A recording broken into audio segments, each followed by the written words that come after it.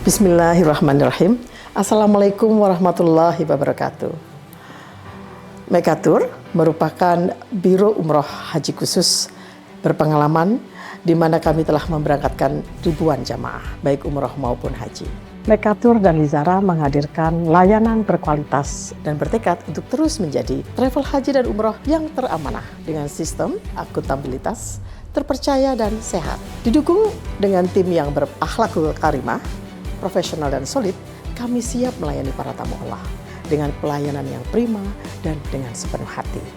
Dan pastinya dengan pembimbing dan mutawif yang berpengalaman dan profesional. Mekatur dan Lizara selalu berkomitmen penuh dengan pelayanan terbaik, berlandaskan syariat Islam dengan menyediakan fasilitas premium, terpercaya dan terjangkau, berupa hotel yang dekat dengan Baitullah, kemudian jadwal penerbangan yang pasti, manasik di gedung sendiri, dan kami juga terdaftar di Kemenak, bersertifikat IATA, dan pasti tergabung dalam asosiasi terbesar di Indonesia, yaitu Asosiasi Ampuri. Mekatur terus berkomitmen untuk memberikan kajian edukasi serta tayangan-tayangan Islami dengan syiar dakwah kami melalui media podcast kami, dan dengan dukungan pastinya brand ambassador kami. Kami juga mengucapkan terima kasih dan apresiasi yang tinggi kepada pihak-pihak yang selalu membantu program CSR kami. Pastinya kami terus berinovasi untuk jamaah Mekatur. Untuk itu, silakan bergabung bersama kami. Mitra terpercaya Anda beribadah. Billahi taufiq wal hidayah. Wassalamualaikum warahmatullahi wabarakatuh. Bismillahirrahmanirrahim. Assalamualaikum warahmatullahi wabarakatuh. Alhamdulillahil aliyyil azim. Wassalatu wassalamu ala nabi sayyidil anbiya wa khatamil mursalin wa ala alihi wa ashabihi wa tabi'ina lahum bi ihsanin ila yaumiddin.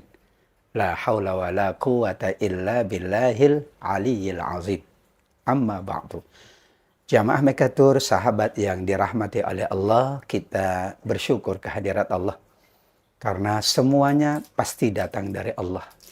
Mensyukurinya berarti mengingatnya, meyakininya, dan memanfaatkannya hanya untuk kebaikan.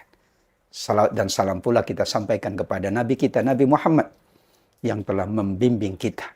Sehingga kita berada dalam cahaya yang terang benderang. Kita berada dalam petunjuk. Kita berada dalam kebaikan. Mudah-mudahan hingga akhir kita tetap berada dalam kebaikan hingga kita mendapatkan syafaatnya di yaumil qiyamah. Amin ya rabbal alamin. Masih dalam program Tadabbur Kalam by Mekatur Group. Kita akan membahas dua ayat sekaligus. Ayat 92 dan ayat 93. Karena yang dibahas adalah pembahasan yang sama, yaitu hukum membunuh manusia. Allah mengharamkan dan disebut dosa besar membunuh siapapun. Terlebih yang dibunuh adalah orang beriman. Di mana dikaitkan ayat ini dengan ayat sebelumnya, yaitu ayat 91. Jika mereka yang membunuh, jika mereka memerangi, kita wajib untuk membela diri. Namun jika ada orang yang membunuh sesama mukmin, maka ada dua kategori. Ada yang membunuh tanpa sengaja, namun ada yang membunuh dengan sengaja. Kalau membunuh tanpa sengaja, ayat 92. Membunuh dengan sengaja, ayat 93. Kita awali ayat 92 dulu. Wa ma kana lil mu'minin ay yaqtula mu'minan illa khata'a. Dilarang, haram hukumnya, berdosa besar siapapun membunuh seorang mukmin kecuali tersalah, kecuali tidak disengaja. Tujuannya bukan membunuh, karena alatnya bukan alat untuk membunuh. Tujuannya untuk mencari objek yang lain. Tapi yang terkena manusia misalnya. Yang disasar burung. Tapi di belakang itu ada manusia. Burungnya terbang, yang terkena manusia. Itu disebut dengan pembunuhan tidak sengaja. Jika terjadi, maka dia wajib untuk memerdekakan budak yang beriman dan juga menyerahkan diat, yaitu ganti dari nyawa yang melayang.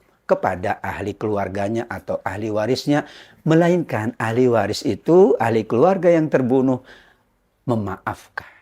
Jika memaafkan, maka tidak perlu dia memerdekakan budak atau membayar diat.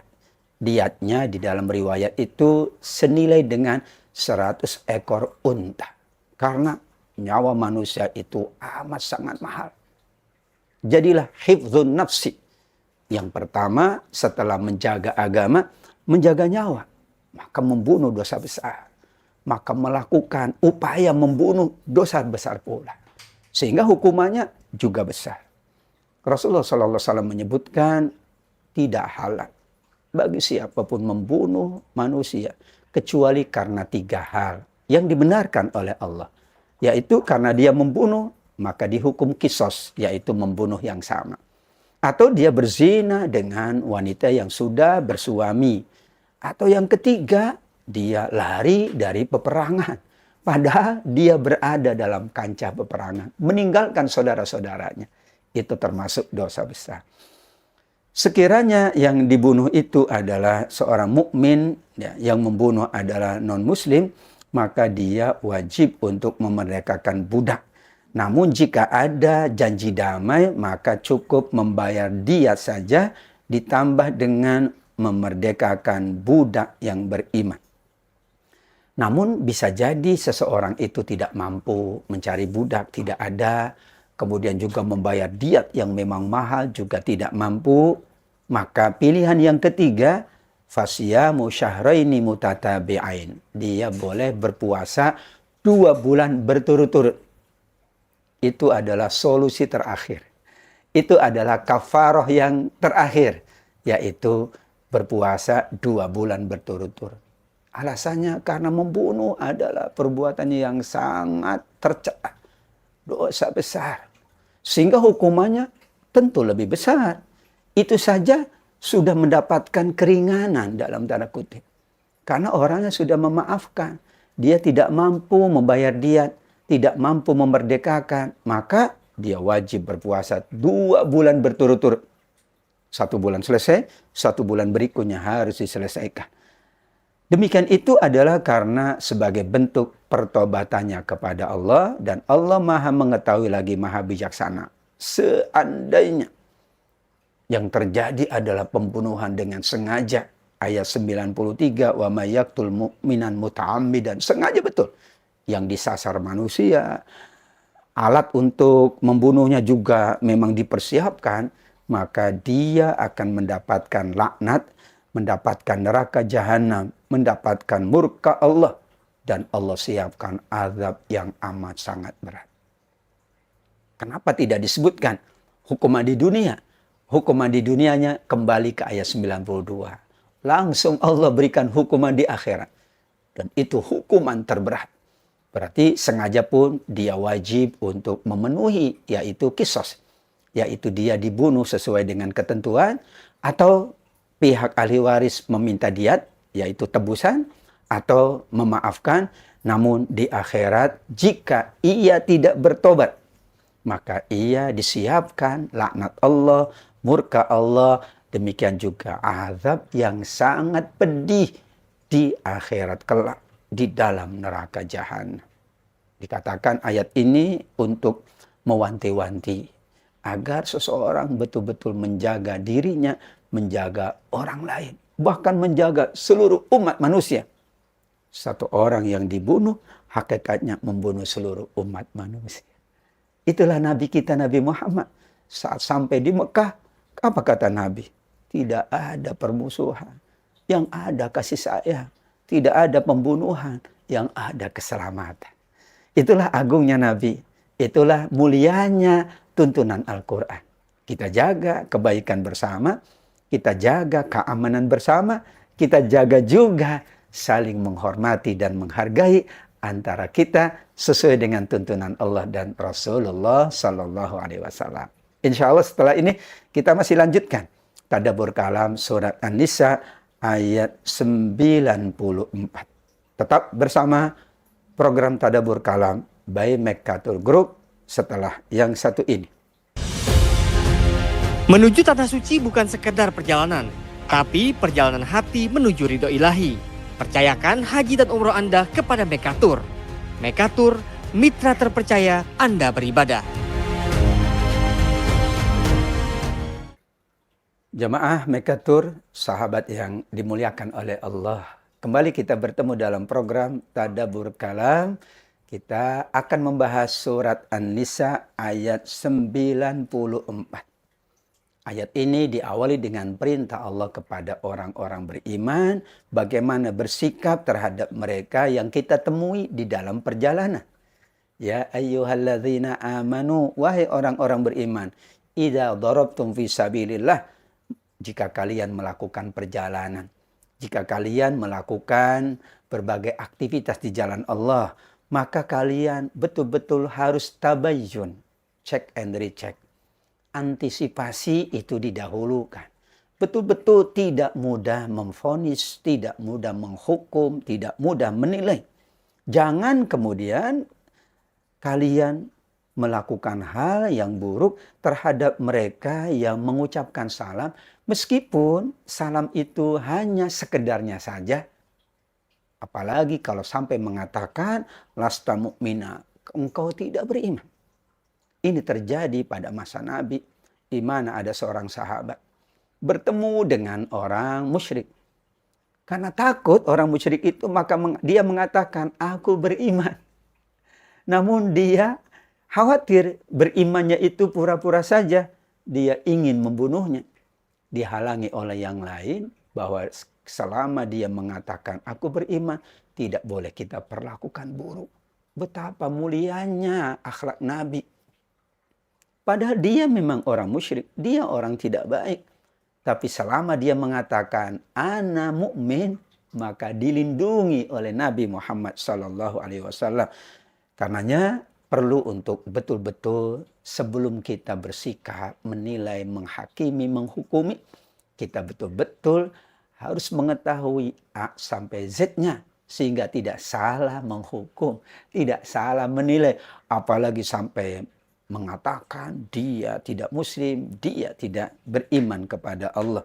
Hanya untuk mendapatkan keuntungan dunia yang sedikit. Padahal kata Allah, di sisi Allah lebih banyak karunia-Nya. Di sisi Allah lebih tinggi nilainya. Bisa jadi karena terprovokasi, karena ada fitnah, karena ada hasudah, seseorang melakukan hal yang tercela. Maka dijaga, dipelihara lisan, dijaga, dipelihara perilaku, sehingga kita berusaha untuk menghindari hal-hal yang tidak terpuji, hal-hal yang tercela.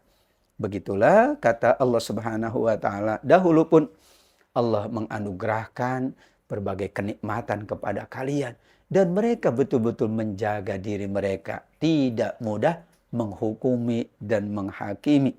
Tidak perlu khawatir, Allah lah yang maha mengetahui atas semua yang terjadi. Disebutlah dalam metode Al-Quran dan Al-Hadis itu adalah menghindari lebih baik dari mencegahnya. Menghindari lebih baik dari mengobatinya.